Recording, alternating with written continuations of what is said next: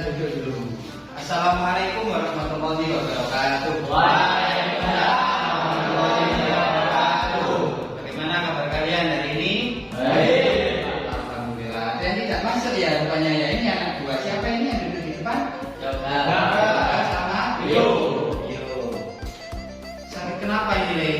Demam, Pak. Demam. Oh iya. Mudah-mudahan segera diberikan kesehatan. Besok bisa beraktivitas belajar lagi bersama dengan kalian. Untuk mengawali kegiatan pembelajaran pada pagi hari ini, silakan dipimpin berdoa dulu. Siapa yang mau memimpin? Mari, ya. Teman-teman, mari kita berdoa menurut keyakinan kita masing-masing. Berdoa mulai.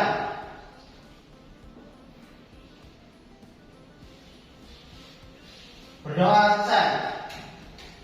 Ya, terima kasih anak-anak. Pada pembelajaran hari ini, kita akan menjelaskan tentang materi iman kepada Rasul-Rasul Allah. Materi ini sangat penting sekali, yang mana nanti tujuannya adalah supaya kita bisa lebih mengimani Rasul-Rasul Allah Subhanahu wa Ta'ala.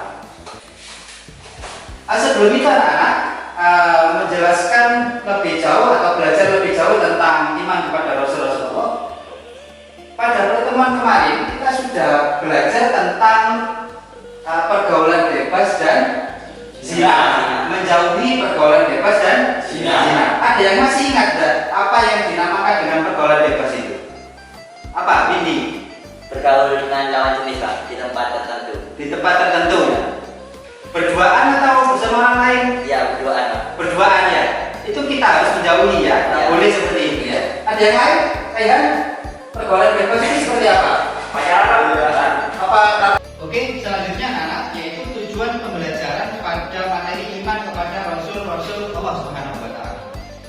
Pada materi ini kita akan laksanakan dalam waktu 3 kali pertemuan. Ada 7 tujuan pembelajaran pada iman kepada Rasul-Rasul Allah.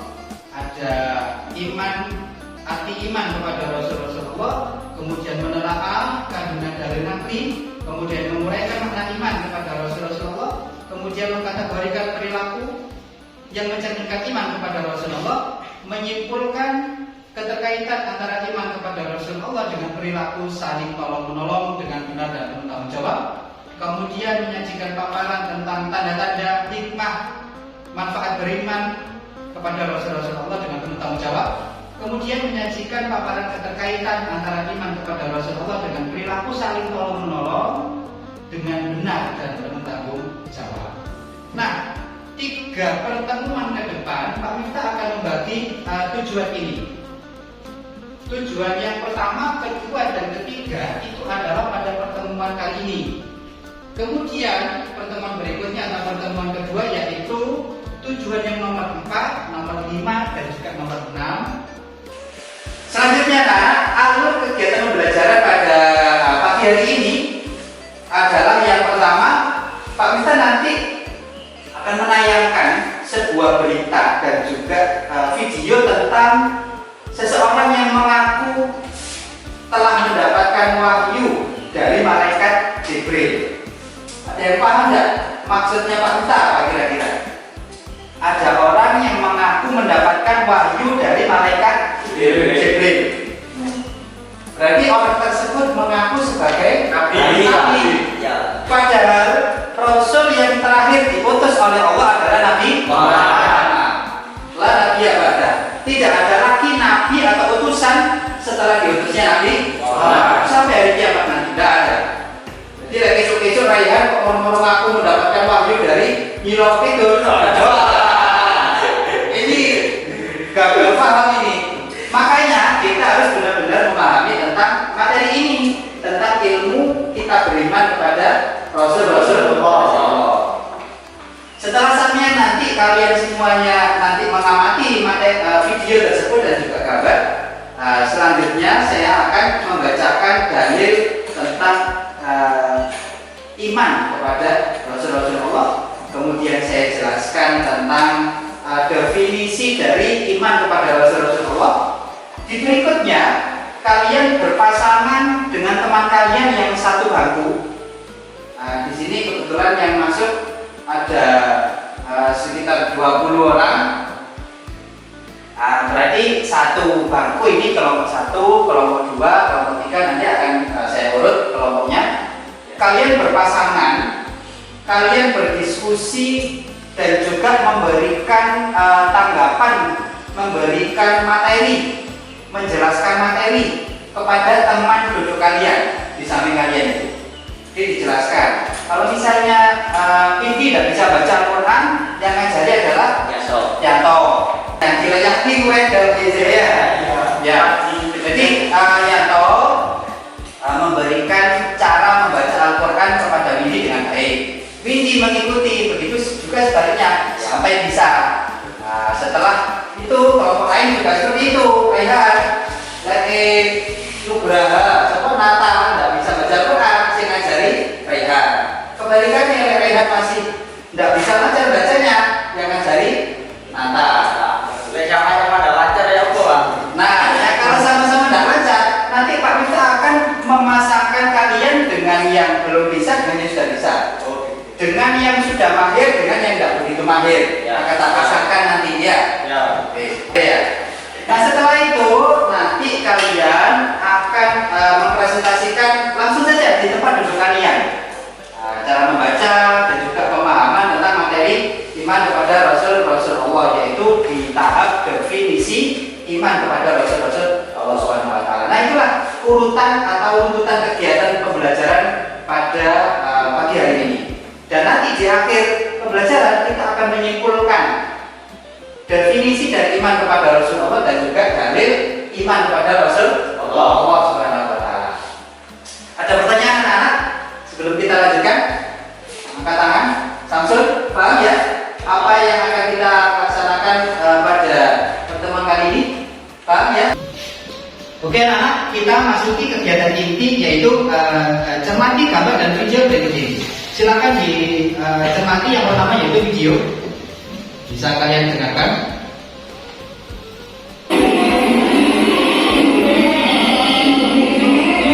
Warga mendatangi sebuah pusdiklat DAI di Bandung, Jawa Barat membuat warga resah. Pimpinan pusdiklat tersebut mengaku sebagai seorang nabi.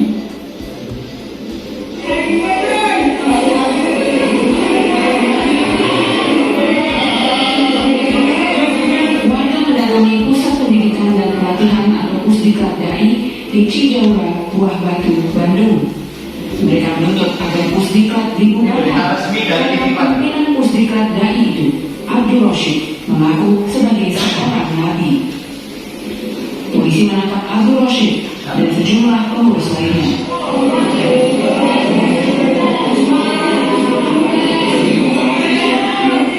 Saat ini masih mengamankan 8 orang untuk kita lakukan pemeriksaan awal dan terkait laporan yang disampaikan oleh warga masyarakat. Kita juga berkoordinasi dengan teman-teman muslika yang ada di Kecamatan Buah Batu dan juga barusan saja kita koordinasi dengan Sekum MUI Jawa Bapak Kiai Haji Romani untuk kita minta kita dibantu dalam artian kalau memang ini nanti memenuhi unsur pidana penistaan terhadap agama, tentu saja kita akan melakukan proses penegakan hukum sesuai dengan ketentuan hukum yang berlaku.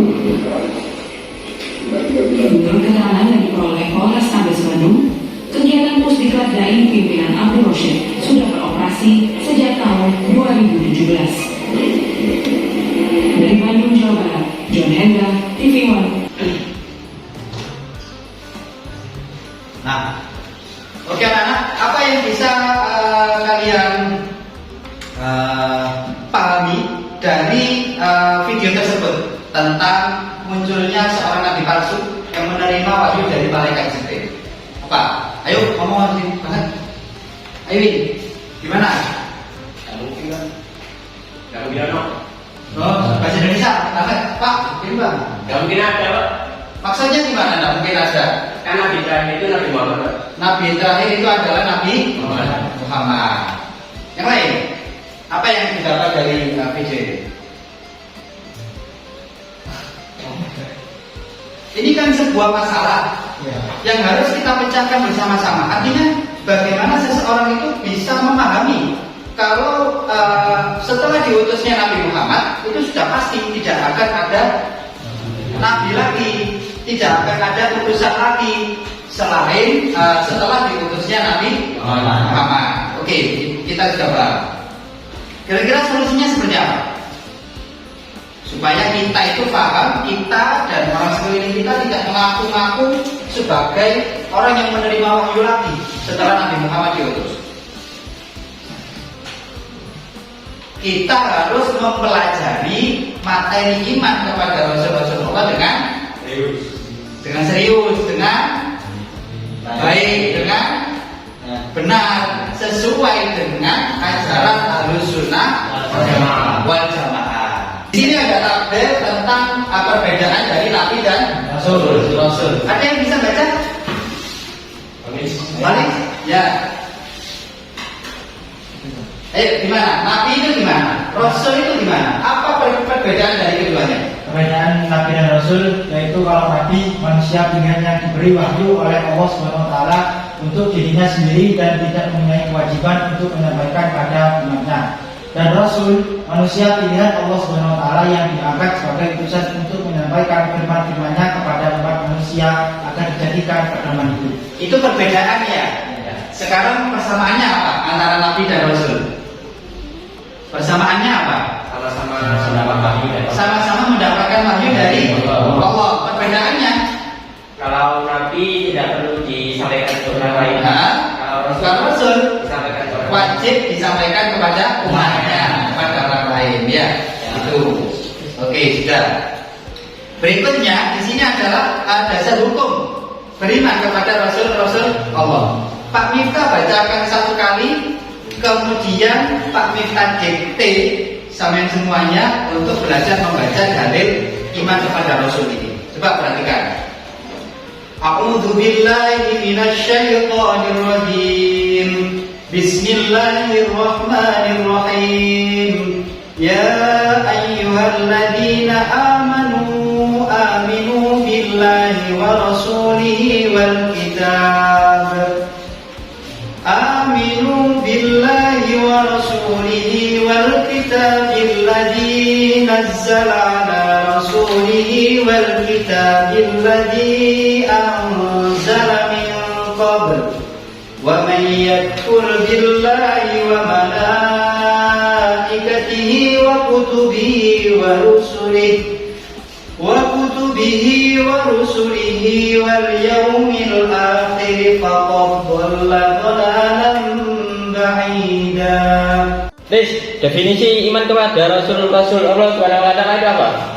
Definisi iman kepada Rasul-Rasul Allah Subhanahu wa taala itu yaitu berarti meyakini bahwa Rasul itu benar-benar utusan Allah Subhanahu wa taala dan ditugaskan untuk membimbing umatnya ke jalan yang benar agar selamat di dunia dan akhirat. Kalau perbedaan Nabi dan Rasul gimana? Kalau perbedaan Nabi dan Rasul itu yaitu kalau Nabi manusia pilihan yang diberi wahyu oleh Allah Subhanahu wa taala untuk dirinya sendiri dan tidak mempunyai kewajiban untuk menyampaikan pada umatnya. Dan Rasul manusia pilihan Allah Subhanahu wa taala yang diangkat sebagai utusan untuk menyampaikan firman-firmannya kepada umat manusia agar dijadikan pedoman hidup. Paham? Terima kasih.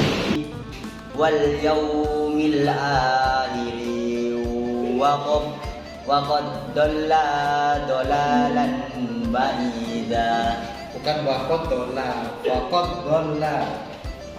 Jawab. Ayo bisa. Wa may yakfur diulangi. Wa may yakfur billahi wa malaikatihi wa kutubihi wa rusulihi. Wa may yakfur mari anu pasti. Wa may yakfur. Wa may yakfur billahi wa malaikatihi wa kutubihi wa rusulihi Wa rusulihi. wa rusulihi Wa rusulihi. wa rusulihi Wa kutubihi wa rusulihi wal yaumil akhir faqad dolalam ba'ida. wa kutubihi wa rusulihi wal yaumil akhiri faqad dolalan ba'ida. Dolalan ba'ida. Sadaqallahul azim. Sadaqallahul azim. Alhamdulillah anak-anak, kita di penghujung kegiatan pembelajaran acara. Mari kita simpulkan bersama-sama kegiatan pada pertemuan kali ini, yaitu materi tentang iman kepada Rasulullah. Pada bagian definisi iman kepada Rasulullah, perbedaan Nabi dan Rasul, kemudian dari Al-Quran di surat An-Nisa ayat 136 tentang iman kepada Rasulullah. Saya minta dari kalian untuk menjelaskan definisi. Siapa yang mau menjelaskan? Baris. Ya, ayo silakan. Apa itu definisi dari iman kepada Rasulullah? Apa? Definisi iman kepada Rasulullah itu harus meyakini bahwa Rasul itu adalah utusan Allah dan tugasnya untuk membimbing umat manusia supaya selamat di dunia dan akhirat. Ya, itu definisi dari iman kepada Rasul Allah. Kemudian perbedaannya, siapa yang bisa jawab? Ayo. Ya, ini Kalau Nabi itu tidak wajib menyampaikan kepada umatnya, kalau Rasul menyampaikan apa? menyampaikan firman-firmannya. Ya, menyampaikan wahyu. Ya. Terus kemudian Kalau Rasul wajib menyampaikan firman-firmannya kepada umatnya, kepada umat manusia supaya selamat di dunia dan juga akhirat. Nah, itulah kegiatan pada pertemuan kali ini. Anak-anak, saya minta resumen dari materi kali ini, yaitu definisi, perbedaan, dan juga dalil iman kepada Rasulullah nanti dikumpulkan di Pak Minta, kemudian akan saya nilai sebagai feedback kalian mengerjakan. Pertemuan selanjutnya nanti di hari Selasa depan adalah tentang sifat-sifat wajib Rasulullah dan juga sifat-sifat mahal dan juga sifat jaiz Rasul Allah Subhanahu wa Ta'ala. Itu nanti akan kita pelajari di Selasa minggu depan. Terima kasih anak-anak atas partisipasinya. Tetap jaga kesehatan dan terus semangat untuk belajar, untuk menuntut ilmu supaya kita nanti bisa benar-benar mengamalkan Islam. Terima kasih anak-anak. Mohon maaf apabila ada tutur kata dari Pak Minta yang tidak baik, jangan ditiru. Yang baik wajib kalian tiru. Terima kasih. Saya akhiri. Assalamualaikum warahmatullahi wabarakatuh. Waalaikumsalam.